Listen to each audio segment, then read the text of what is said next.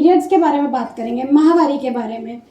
कुछ उम्र होती है माहवारी अनियमित होती है, या तो बहुत ज़्यादा होती है या तो कम होती है, किस प्रकार के चेंजेस होते हैं, और हॉर्मोन्स के बारे में। हम मेनोपॉज के बारे में नहीं बात करेंगे क्योंकि आई एम श्योर सब सुन सुन के भी थक गए होते हैं कि मेनोपॉज, क्योंकि अभी तो टाइम है सबको मेनोपॉज में आने के लिए, और कुछ जो है मेनोपॉज में उनके लिए मैं ऑलरेडी बात करूँगी।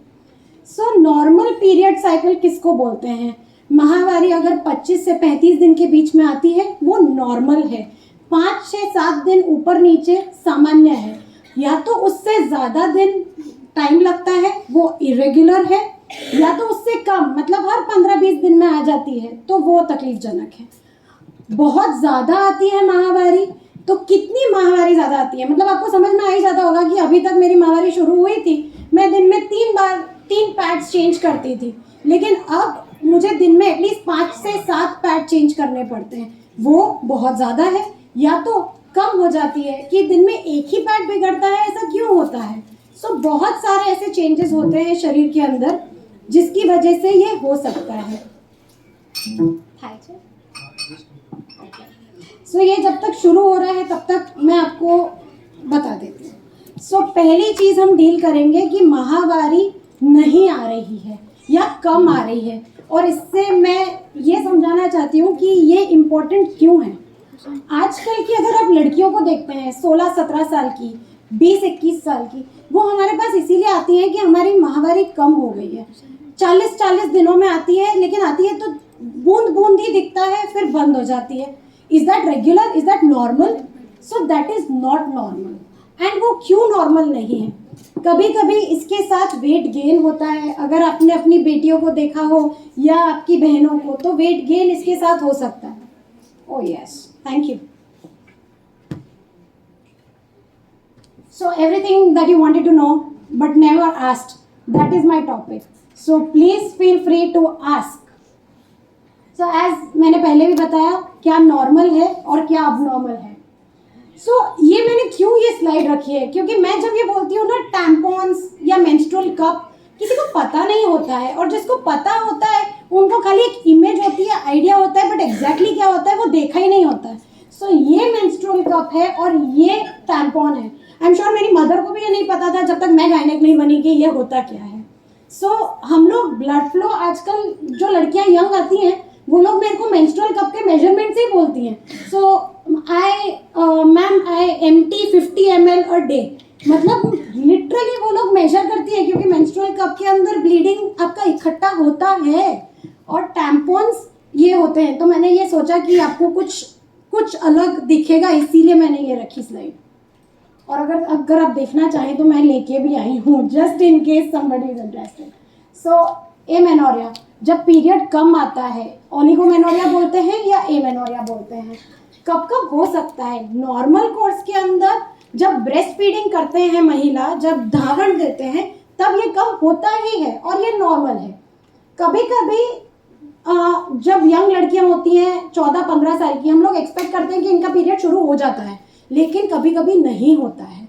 अगर लड़की 16 साल की हो गई हो और अगर पीरियड शुरू नहीं हुए हो तो प्लीज़ एक गायनेकोलॉजिस्ट को दिखाइए। देखिए कि उसके अंडर आर्म्स में बाल आए हैं या नहीं आए हैं, अगर उसका डेवलपमेंट हुआ है अच्छे से या नहीं हुआ है।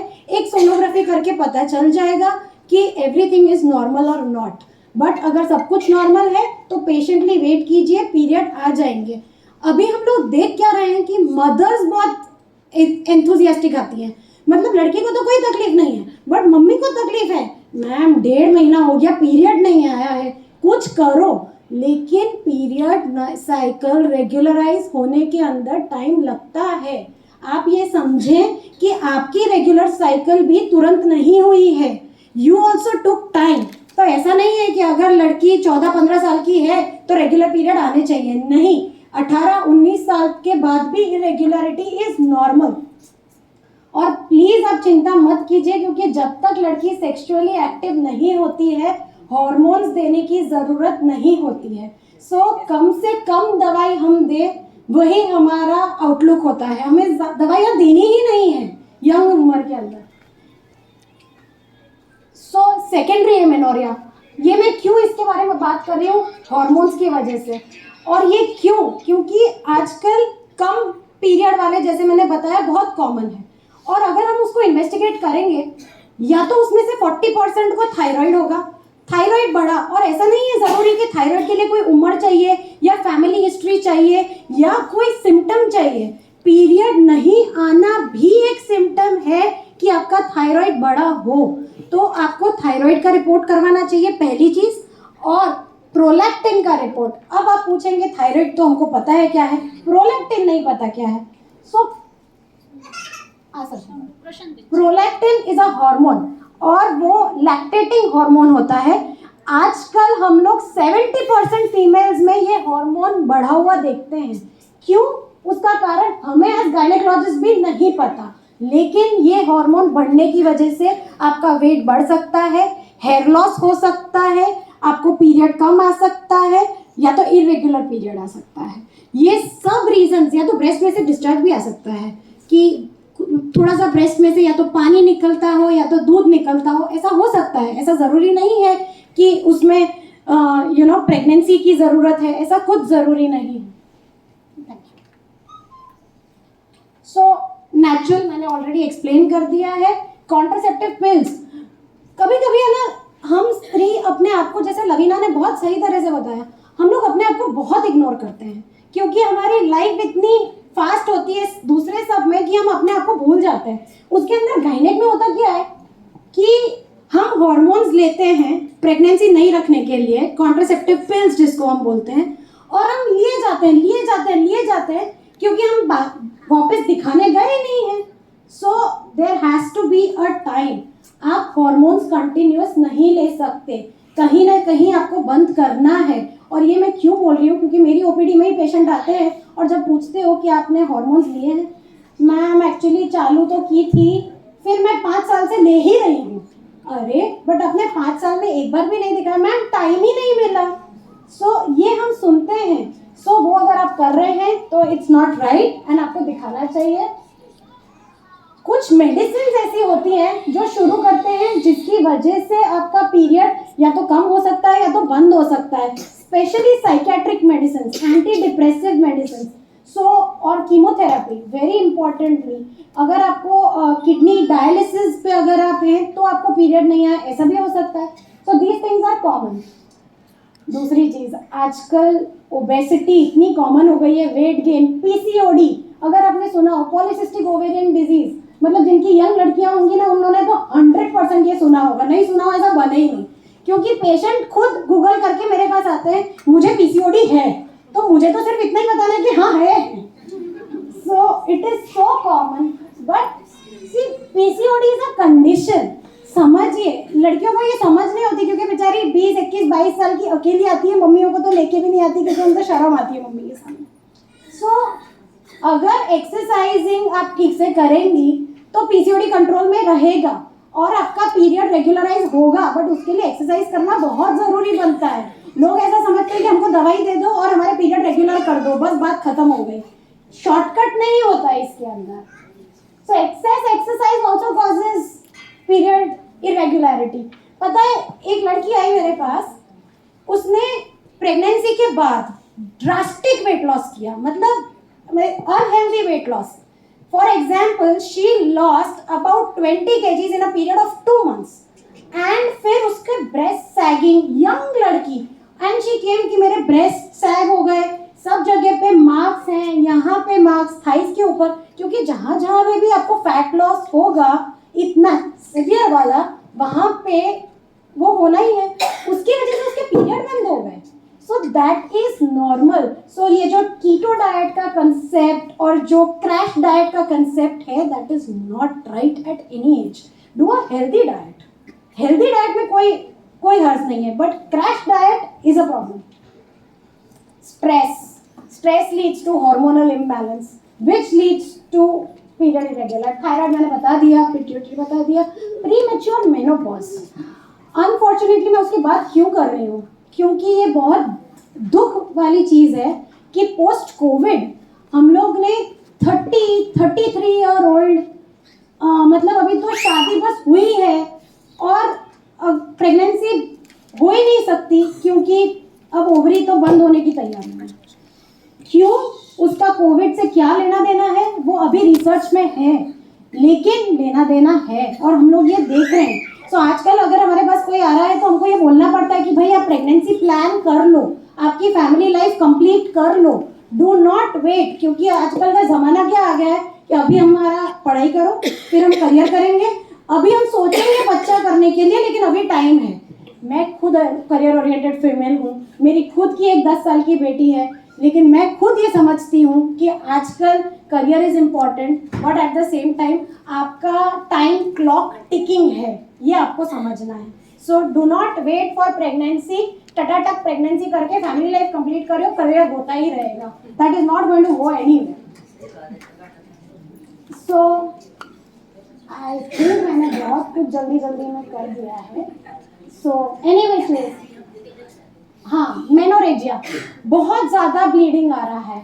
मेरे पास बहुत सारी फीमेल्स आती हैं कि specially working females, you know, उनके लिए बहुत डिफिकल्ट होता है कि अगर बहुत ज़्यादा पीरियड आता है तो आप जॉब के ऊपर आपको बहुत डिफिकल्टी होती है। That is called menorrhagia, that is called कि मुझे बहुत पीरियड आता है। अगर if it is disturbing your routine life, अगर आप सुबह उठ के खाना बनाते हो, आप अपना दिनचर्या जो भी करते हो, अगर वो नहीं कर पा रहे हो बिकॉज ऑफ ब्लीडिंग, आपको बहुत थकान हो रही है, दैट इज मेनोरेजिया। और वो क्यों होता है? ओवरीज की वजह से, नंबर 1, बिकॉज आपके हार्मोन इम्बैलेंस हुए हैं उसकी वजह से, लेकिन मोस्ट इम्पॉर्टेंटली फाइब्रॉइड्स, यूट्रस के अंदर छोटी गठानें। अब कोई भी गठान सुन के डर जाता है, बट गठान यूट्रस के अंदर बहुत कॉमन है। ऐसा नहीं है कि हर एक गठान की सर्जरी जरूरी है, नहीं। अगर गठान फाइब्रॉइड लेस देन 4 सेंटीमीटर है तो उसको ऑपरेट करने की जरूरत नहीं है। अगर आपको कोई सिम्टम नहीं है, अगर आप गायनेक के पास ऐसे ही गए, एग्जामिनेशन कर लो और मेरे को देख लो सब कुछ ठीक है या नहीं, और उसमें अगर गांठ आई तो वो ठीक है, क्योंकि you are not having any symptom. But yes, if you are having a symptom, अगर आपको सिम्टम्स हैं, ब्लीडिंग बहुत ज्यादा आ रही है, पेट में बहुत दर्द हो रहा है, कुछ भी, तो आपको गायनेक को दिखाना चाहिए and that needs to be treated. But अगर सोनोग्राफी में एक फाइब्रॉइड है 3 सेंटीमीटर का और आपको तो पता ही नहीं, आपको कुछ हो ही नहीं रहा, तो छोड़ दो उसको, जैसा है वैसा, कुछ नहीं करेगा। हर 6-8 महीने में एक सोनोग्राफी करवाओ, इवैल्यूएट करो, बढ़ रहा हो साइज के अंदर, डेफिनेटली उसकी ट्रीटमेंट हो सकती है। बट अगर नहीं बढ़ रहा है तो छोड़ दो, आपको मेनोपॉज आएगा, फाइब्रॉइड चला जाएगा, क्योंकि फाइब्रॉइड को उसका खाना मिलेगा ही नहीं, जैसे आपका मेनोपॉज आएगा वैसे। So these are fibroids. This is fibroids. गठान छोटी छोटी सी कहीं पे भी हो सकती है। हम लोग जब ऑपरेट करते हैं तब जो हम स्पेसिमेन निकालते हैं वो स्पेसिमेन है। सामान्य तरह से हम फाइब्रॉइड, मतलब हम यूट्रस हमारा जो होता है वो इतना ही होता है, ये फाइब्रॉइड है। ये सब फाइब्रॉइड के स्पेसिमेन हैं यूट्रस के जो निकाले हुए। सो रिस्क इसके अंदर ऐसा कुछ नहीं। ये मुझे क्यों हुआ, प्रश्न हर एक चीज में ये आता है कि मुझे क्यों हुआ, और मेरा रिप्लाई होता है कुदरती है। मतलब बहुत सारों के जवाब नहीं होते, बट हाँ, fibroids can run into families. अगर आपकी मदर को भी मल्टीपल फाइब्रॉइड्स हैं, अगर आपकी सिस्टर को भी है, मासी को भी है, तो there are very high chances that you might have fibroids. तो उसकी वजह से क्या क्या हो सकता है? बच्चे रहने के अंदर प्रॉब्लम हो सकती है, पीरियड ज्यादा हो सकता है, पेट में भारीपन हो सकता है, ये सब फाइब्रॉइड्स के साइन सिम्टम्स हैं। और अगर इनफर्टिलिटी होती है तो fibroid needs to be removed irrespective of the size.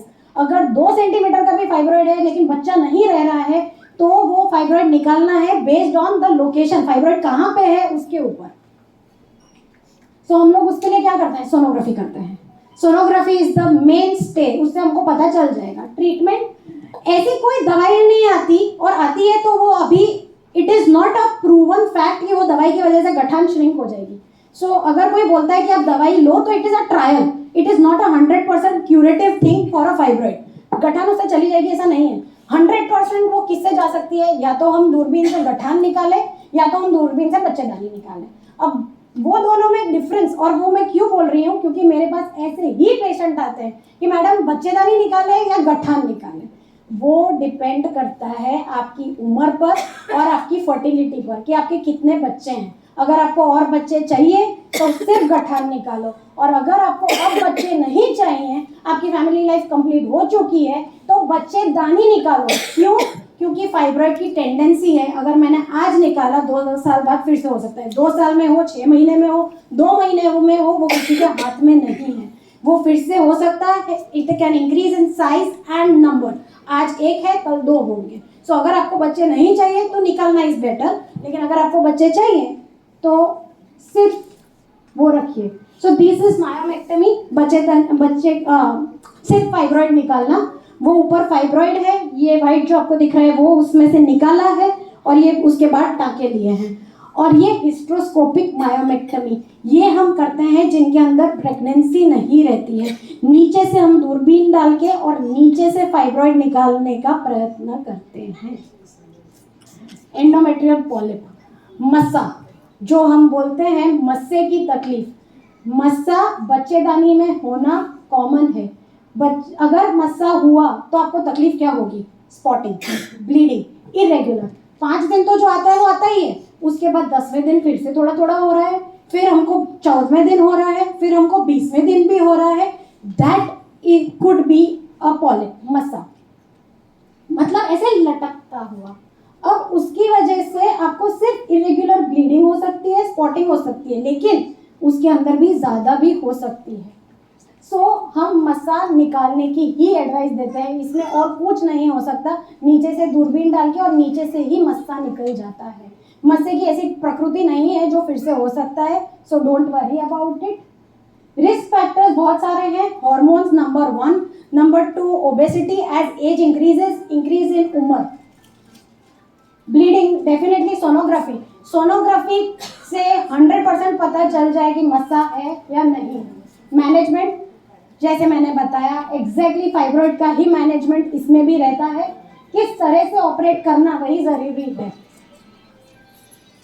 सी मस्से के अंदर, फाइब्रॉइड के अंदर है ना, ये प्रॉब्लम नहीं है कि वो कैंसर के अंदर शिफ्ट हो जाएगा, क्योंकि barely 0.5% कैंसर में शिफ्ट होता है, मैक्सिमम नहीं होता है। बट मस्से के अंदर ये तकलीफ है कि मस्सा can get converted into malignancy and that is very common.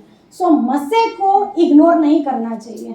मस्सा अगर है तो निकाल के उसकी बायोप्सी की जांच करें। अगर वो बायोप्सी की जांच नेगेटिव है तो कुछ भी नहीं करना है, लेकिन अगर पॉजिटिव हुई तो वो बहुत अच्छी बात है कि आपको राइट टाइम पे पता चल गया, तो आप अच्छे से अपने आप को ट्रीट करवा सकते हो।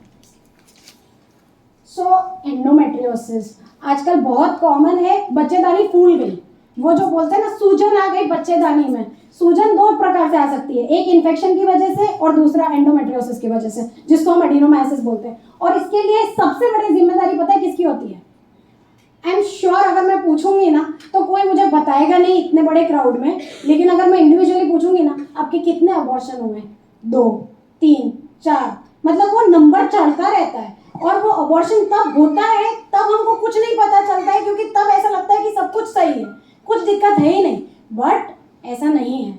जैसे जैसे आपकी उम्र बढ़ती है वैसे वैसे बच्चेदानी फूलती है। और अगर मुझे पेशेंट पूछता है कि उसका कारण क्या है, तो उसके कारण मल्टीपल अबॉर्शन है। हाँ, कभी कभी कुदरती होता है, ऐसा नहीं है कि अबॉर्शन करने पे ही होता है, बट अबॉर्शन बहुत बड़ी चीज है इसके लिए। चॉकलेट सिस्ट, ये सब हमको बोलते हैं ना कि अगर आपने यंग लड़कियों को, आपकी डॉटर्स या आपकी बहन, किसी को तो आपने सुना ही होगा कि मुझे डॉक्टर ने बताया मेरे को चॉकलेट सिस्ट है। तो किसी को तो ऐसा हुआ होगा। चॉकलेट सिस्ट होता क्या है? ये चॉकलेट सिस्ट है अंडाशय के अंदर खून भर जाना। जैसे महावारी नीचे से आती है, उसी टाइम पे किसी किसी स्त्रियों को अनफॉर्चुनेटली वो महावारी का खून धीरे धीरे धीरे करके और पीछे जाता है और वो अंडाशय में जाता है। इसको हम चॉकलेट सिस्ट बोलते हैं। और ये मैं क्यों समझा रही हूँ, क्योंकि आजकल इसके रेट बहुत ज़्यादा बढ़े हुए हैं। भले 2 सेंटीमीटर की हो, 3 सेंटीमीटर की हो, लेकिन जानकारी नहीं होती। डॉक्टर बोल देता है चॉकलेट सिस्ट है, लेकिन है क्या वो मैं आपको दिखा रही हूँ। सो कैंसर इन सब का तो कोई टेंशन नहीं है, बट हाँ, सिर्फ अगर मैं आपको ये बात बता रही हूँ तो मैं आपको कल रात की बात बता रही हूँ। कल रात को 7:30 बजे मेरी बाहर ओपीडी चल रही थी, 3 पेशेंट वेटिंग के अंदर, और मुझे फ़ोन आया कि मैम मैं ये बोल रही हूँ, आपकी पुरानी पेशेंट हूँ, मैम आप एक काम कर सकती हैं? तो मैंने बोला क्या? तो आप मेरे घर आ सकती हैं। मैंने बोला कि मैं होम विजिट नहीं करती हूँ, क्योंकि होम विजिट का कारण होता है कि हमारे पास इंस्ट्रूमेंट नहीं होते हैं, सोनोग्राफी की मशीन नहीं होती है, पता ना बहुत मुश्किल होता है। मैम प्लीज़, मैं आपको रिक्वेस्ट करती हूँ, मैं ड्राइवर भेजती हूँ आपको लेने के लिए, आप प्लीज़ आइए। वो हुआ क्या, आप मुझे ये तो बताओ। मेरी मदर 80 ईयर ओल्ड है, बेड रिडन है, वो पिछले 1 साल से चल ही नहीं सकती है, उनका सब कुछ बेड पे हो रहा है, स्टूल यूरिन नहलाने वाली है 24 घंटे, हमारे पास मेड है, लेकिन मैम उनको है ना शाम को 5 बजे से बहुत ब्लीडिंग हो रहा है वजाइना से। मतलब इतना ब्लीडिंग हो रहा है, मुझे समझ में नहीं आ रहा है कि मैं करूँ क्या। तो आप प्लीज़ एक बार आओ, मैं अपने पेशेंट्स छोड़ के गई क्योंकि मुझे भी 80 ईयर ओल्ड मतलब हो ही नहीं सकता। सो आई वेंट, भले मैं क्या कर पाऊंगी, मेरे पास कोई ऐसा औजार नहीं है, मैक्सिमम मैं बोलूँगी एडमिट, लेकिन वो पेशेंट के लिए बहुत इंपॉर्टेंट चीज़ थी। मैं गई, मैंने उनको देखा, दादी को तो बेचारी को कुछ पता नहीं था, वो अच्छे से मुझसे बात कर रही थी, मुझे तो कुछ हो ही नहीं रहा है, ये लोग बोल रहे हैं कि मुझे बहुत ब्लीडिंग हो रहा है, मुझे नहीं पता क्योंकि उनको कोई सेंसेशन ही नहीं थी नीचे। उनको वजाइनल ब्लीडिंग थी। अनफॉर्चुनेटली जैसे ही मैंने एग्जामिन किया, इतना बड़ा मास मेरे को पाइपेट हुआ। Unfortunately at the age of 80 it is malignancy. मतलब ऑफकोर्स सोनोग्राफी और अब उनको एडमिट करवाया है, सब कुछ होगा उनका, बट इट इज़ मेलिग्नेंसी। सो और उनको कभी स्पॉटिंग हुआ होगा, उन्होंने खुद बताया कि मैं 70 की थी तब मुझे एक बार हुआ था, मैं 65 की थी तब भी एक बार हुआ था, लेकिन फिर छोड़ दिया, फिर कुछ हुआ ही नहीं तो मैंने कुछ किया ही नहीं। क्यों ये सब ज़रूरी है? Examination yearly, at least health checkup करवाओ, एटलीस्ट पता चले, कुछ नहीं हो तो भी पता चले, लेकिन वो पैसे का बिगाड़ नहीं है। अब बेचारी एडमिट हुई आंटी और उनका होगा, लेकिन that is menorrhagia, severe bleeding. वो उनकी मेड मेरे को बोले मैडम मैंने 3 डायपर चेंज के लिए, अभी इमरजेंसी में क्या करना है, तो मैंने पैक तो रख दिया, टेम्परेरी बंद हो गया, लेकिन she needs treatment. So any which ways, pap smear बहुत ज़रूरी है, मैमोग्राफी बहुत ज़रूरी है, और कुछ नहीं तो डॉक्टर एग्जामिन कर ले, वो बहुत ज़रूरी है, एटलीस्ट पता तो चल जाए कि कुछ है कुछ नहीं है, ज़रूरी है, वो बहुत ज़रूरी है। ऐसा नहीं है, मेरे पास आती है 75 ईयर ओल्ड, मेरे को बोलती है कि हमने तो कुछ किया ही नहीं, आप नीचे क्या एग्जामिन करोगे, मेरे तो हस्बैंड नहीं है या हम लोग ने कुछ किया। उसका मतलब ही नहीं है, आपका शरीर है, आपके अंदर एक अंग है, वो अंग की जांच करना जरूरी है, बस बात उतनी है। सो अगर बहुत ज़्यादा खून जाता है, आयरन सप्लीमेंट लेना बहुत ज़रूरी है, मल्टीविटामिन लेना बहुत ज़रूरी है, अगर पेट में दर्द होता है तो दर्द की दवाई लेना बहुत ज़रूरी है। डॉक्टर्स हार्मोन्स भी दे सकते हैं, कब तक देने वो डॉक्टर डिसाइड करेगा, वो आप डिसाइड नहीं करेंगे। क्यूरेटिंग कर सकते हैं, क्यूरेटिंग करना अच्छी बात है, उसको हम बायोप्सी के लिए भेजते हैं, पता चल जाता है कुछ गड़बड़ है या नहीं है।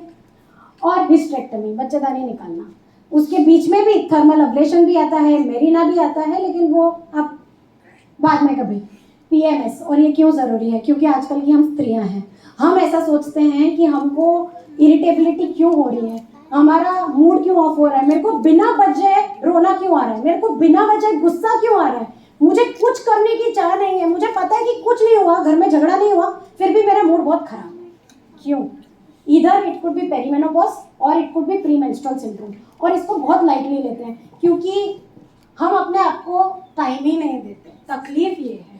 और हमको ऐसा लगता है कि हम सबके लिए सब कुछ कर सकते हैं, लेकिन आप खुद ठीक रहोगे तो आप दूसरों को कुछ करोगे ना। So any which ways, so they are cyclical hormonal changes. हम लोग ट्रीटमेंट भी इसके अंदर, ये पिंपल आते हैं, मोटापा लगता है, वजन तुरंत बढ़ जाता है, वो सबका ये रीजन है। इमोशनल अप्स एंड डाउन, खाना, भूख बहुत ज्यादा लगती है मैडम, खाने का बहुत मन करता है, सब कुछ खा लो, ये headache, weight gain. So any which veg, उसकी ट्रीटमेंट, ये सब चीजें तो रद्दी है, कुछ नहीं करना है, एक्सरसाइज करनी है, पेट भर के एक्सरसाइज करनी है, दिन में एटलीस्ट आधे घंटे। और मेरे को लोग पूछते हैं एक्सरसाइज मतलब you want me to join gym? No, I don't want you to join gym, I want you to walk 30 minutes. ऐसा नहीं कि घर काम करने से हो सकता है, आप वॉक करिए, बहुत हो गया। That's about it, thank you so much. I hope ये टॉक बहुत बोरिंग नहीं थी आपके लिए।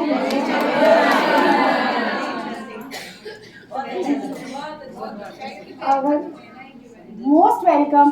And do I have time for question answers? Yeah, please. So, I want to say that. thank you. So